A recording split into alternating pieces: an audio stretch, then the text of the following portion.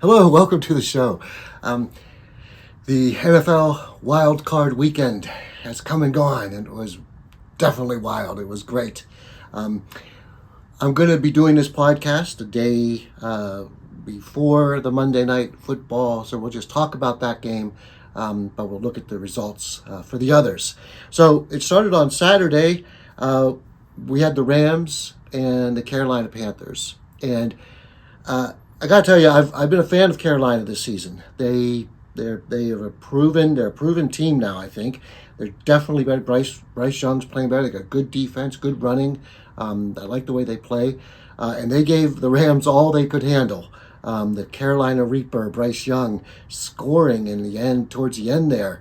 But you're really, Matt Stafford going to probably be the MVP this year. They came back and did what they needed to do to win the game, 34-31. But it was really close. It was really good. It was really exciting. Both teams fought really hard. You got to give credit to the Panthers. They keep building like they're doing. They're going to be back next year, so watch out. I think they really got they got a good coach and a good program in place. And the Rams, they survived. So they went to Carolina and they survived, and now they're moving forward. And I think that the Rams are definitely going to be one of the teams to beat. They looked good, Matthew Stafford. So then we get to the evening game, which was quite fun in the second half. The first half was all Green Bay. So Green Bay against Chicago. It was all Green Bay in the first half. And actually, watching it, you kind of thought, well, here we go. Green Bay is going to run away with this, shut them out. But holy cow, the Chicago Bears, unreal. They came storming back and scored incredible. I mean, like by the fourth quarter, it's like, kind of already going to sleep because you thought, the game's over. But then, boom, they start like chipping away. And man, what a great game. Honestly, what do they call him? The Iceman, Caleb Williams. Boy, he's really a good quarterback. So it's nice to see. What's really nice this year is that we see that people, Bryce Young, Trevor Lawrence, Caleb Williams, all these quarterbacks that had such great, and others, but those guys were, they struggled their first year, and some for Bryce and Trevor more than that, but it's nice to see them finally coming into their own and doing well. So great game. Chicago moves on. They did end up winning amazingly, 31-27. So they're going to be moving on to playoffs. So good for the Rams and Chicago to move forward. Congratulations to them, and great seasons for both the Packers and Carolina. And Packers are going to look out. Next year is going to be a good year. Yeah, I think they're going to run the gauntlet next year. Now, moving on to Sunday's game. The action, the excitement that was Saturday night spilled into Sunday with Buffalo and Jacksonville. Two teams that were so equal, it seemed, like just back and forth. And Trevor Lawrence, man, he's like the second coming of Josh Allen. He just is a tough quarterback, and big, strong, and yeah, that was a great game. Buffalo ends up getting it in the end. That I was laughing. That tush push. So at the end, they had they were on like a 3-yard line or something, and they had like a first and a third or a fourth and like a foot, right, or a third and something. They did a tush push. Well, the offensive lineman somehow got turned around during this. He grabs Josh Allen and literally carries him into the end zone. Oh my gosh, it was the greatest scene. Just this big old scrum. You're watching rugby and you see those big scrums. It was just like that, just big old scrum. And then this offensive lineman just picks up Josh Allen, and it just walks him into the end zone. It was great. Now, it didn't count because Allen was already touched the ground with a foot to go or something. But they got the first down, then they scored the next couple plays. So that was what sealed the game for them. But man, what a great play. So then we had in the afternoon, San Francisco against Philadelphia. Holy cow! Talk about game after game of just heavyweights slugging it out. Philadelphia and San Francisco is just the same. Philadelphia at first really shut down McCaffrey and the run game. But Purdy, clutch passing when he needed it. Gosh, that guy.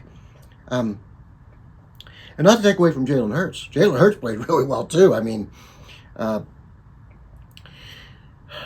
guess the unfortunate thing is the Eagles kept getting penalized at critical moments. There was a part where Jalen Hurts ran for a first down, and I think he got inside the San Francisco, on the side of the San Francisco's field, but called back for penalty, holding. I said, those holding calls are killers. Now instead of a 1st and 10, you got a 1st and 20, or second, whatever it was. And it's just so hard to get out of that. It breaks up your rhythm, your everything. And then they ended up punting, where had that holding call not been called, they would have had a first down. Would have got momentum, and they would have been driving. San Francisco's defense was really, really tough, and they needed that. They needed that play. That's just one of several the holding calls. And it's, I hate, for me, like, referees, it's kind of a no-win situation. There was I heard a call this year about, the referees just want to get on TV and they're making calls, and I don't believe that's true. But I was a soccer referee. I was up there, like, semi-pro, and I didn't do college, but I did do, like, the upper leagues, and I gotta tell you, it's not easy. It's not easy, and you got to make your call. But if you're being honest and you're being fair and you're doing your best, well, what else can you ask for? And I think that's all the referees are like that. They do try their best, and they know they're looking for egregious things. And these holding calls, when you looked at the replay, like the one Saquon Barkley, there was one hold where Saquon Barkley just ran by the defender, and they threw a flag, and then went on the replay. You could see that the offensive guy was like, holding on to him. So the defender couldn't make that tackle. And so Saquon's run, like 10 yards or 11 yards, whatever it was brought back. So anyway, San Francisco does win. Their defense, gosh, they played super hard and knocked the reigning champs out. So great game, though. The final game was, for Sunday, was New England against San Diego. And New England, they are suffocating defensively, and the Chargers they just couldn't get anything going. I mean, it was kind of hard to watch. And Drake May, really good quarterback. It's going to be interesting next week when New England gets a little bit tougher competition, but they're a real team. So congrats to them, and so congrats to both to Buffalo, San Francisco, New England for winning, and to Philadelphia, Jacksonville, and San Diego has had great seasons, and looking forward to next. So tonight we have the Texans against the Steelers. Oh my God, I don't know if I can watch this. It's gonna be so hard. The Texans have got that suffocating defense, just actually better than New England, and Steelers. But you got Aaron Rodgers. Aaron Rodgers, nothing he hasn't seen. So it's going to be interesting to see. This is going to be a good game. I think it's going to be a close game. It's going to probably be like the New England-San Diego game, where it's going to be very low scoring. I have a feeling the Steelers are going to pull it out by 3. They're going to get a field goal towards the end, so we'll see what happens. That's going to be a great game. And just following some additional news, I just wanted to mention about this coaching carousel, the fires that shocked me. The ones that didn't really shock me were, Atlanta with Raheem Morris, and Cleveland. Maybe Cleveland a little bit, but yeah, not really. And then, Las Vegas, and then also Arizona. Those were kind of like, you kind of could tell that was going to happen. But the two that shocked me were the Dolphins firing McDaniel. Now, at the beginning of the season, I would have said, that's a no-brainer. But he kind of turned it around.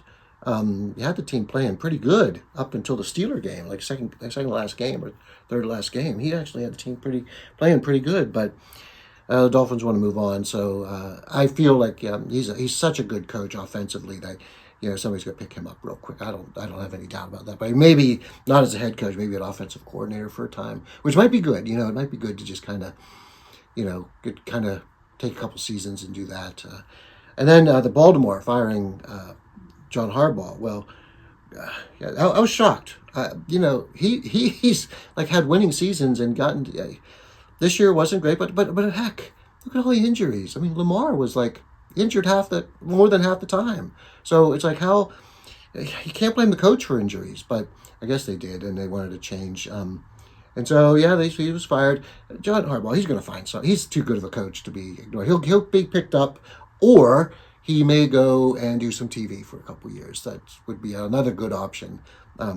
Just kind of get out of the rat race for a little bit, and I don't know, but he'll be back. We'll see him soon. There's no question about that. So, all right, everybody. Hope you enjoyed the podcast. We will probably follow up with the next maybe the end of the week next week. So we'll talk to you then. Bye.